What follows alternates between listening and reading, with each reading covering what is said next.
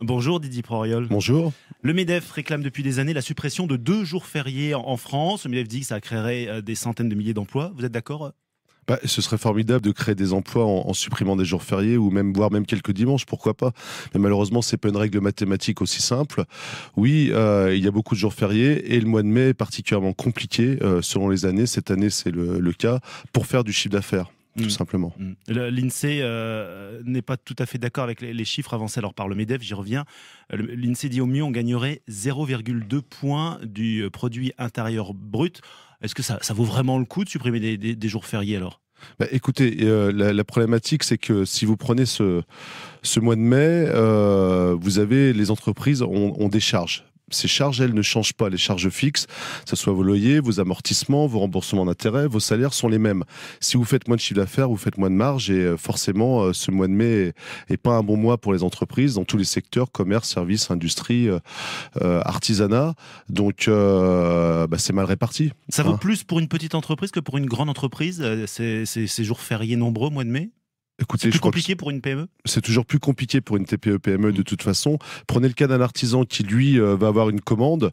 Le donneur d'ordre, le particulier, par exemple, ne se préoccupe pas de savoir au moment où il a passé sa commande s'il y aura moins de jours dans le mois d'après ou dans les mois qui viendront pour installer, pour concevoir ce qu'ils ont commandé. Et à partir de là, l'artisan va être confronté à moins de jours. Et s'il devait travailler un jour férié avec ses salariés, il va falloir qu'il paye plus ses salariés, c'est dans les conventions collectives, et à ce moment-là, sa marge va s'écraser, donc c'est pas bon pour l'entreprise. Dans les semaines de 4 jours, les salariés sont moins productifs ou ça n'a pas de rapport ? Quand vous avez un jour de moins pour produire, vous produisez moins. Ouais. CQFD. On travaille pas plus 4 jours pour rattraper, j'allais dire, dans les petites... le chef d'entreprise, lui, va même travailler le jour férié à titre personnel, mais les salariés sont contraints dans un nombre d'heures, et donc il y aura moins de production, donc moins de chiffre d'affaires, donc une marge moindre pour l'entreprise pour ce mois de mai. Il est 8h-5 sur France Bleu Bourgogne, les jours fériés vus par Didier Proariol. Ce matin, Didier Proariol, secrétaire général de la Confédération des petites et moyennes entreprises en Côte d'Or. Alors il y a le problème aussi des jours fériés dans l'hôtellerie et la restauration. Là, il n'y a pas de jours fériés, on travaille. Comment on fait pour contenter tout le monde finalement en Côte d'Or ? On fait au cas par cas dans les entreprises. Les jours fériés, certaines entreprises travaillent et d'autres on ferme. C'est ça qui est compliqué ? Écoutez, c'est encadré par la loi. Vous parlez de l'hôtellerie, la restauration, c'est un secteur particulier dans le secteur du tourisme où effectivement les salariés qui, eux, ne travaillent pas le jour férié sont contents d'avoir en face d'eux des prestataires qui sont ouverts, donc dans ces métiers précisément. Donc c'est pas entreprise par entreprise, c'est dans le cadre d'une loi qui est respectée et en fonction des métiers, il peut y avoir des salaires payés doubles, des compensations, des récupérations, mais voilà, c'est pas au cas par cas. Donc vous dites secrétaire général de la CPME, les jours fériés, faudrait éventuellement qu'il y en ait moins ou ça change rien ? Écoutez, les jours fériés pour l'entreprise. Pour l'entreprise, plus il y a de jours travaillés, plus il y a de production et mieux on se porte. Alors vous avez établi un document que vous avez adressé à tous les candidats à l'élection présidentielle qui s'appelle 89 propositions de la CPME.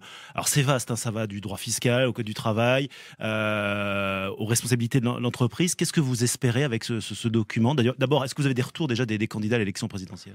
Écoutez, la CPME au niveau national a reçu les candidats à l'élection présidentielle il y a un mois où nous avons mis sur la table nos 89 propositions. Ça fait beaucoup 89. On aurait pu en faire 200, 500, 1000. 89, c'est juste un condensé de ce qu'aujourd'hui on a pu produire pour démontrer les contraintes et les leviers surtout pour faire grandir les entreprises.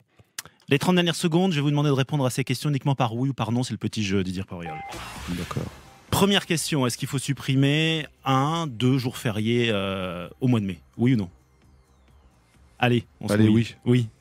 Quand on fait travailler un salarié un jour férié, et peut-être un 1er mai, est-ce qu'on doit le payer double ? Oui ou non ? Oui. Oui. Et puis entre les jours fériés et l'élection présidentielle, est-ce que ce mois de mai 2017 est compliqué pour les petites et moyennes entreprises, Didier Proariol ? Ce mois de mai est forcément compliqué, oui. Plus qu'un autre mois ?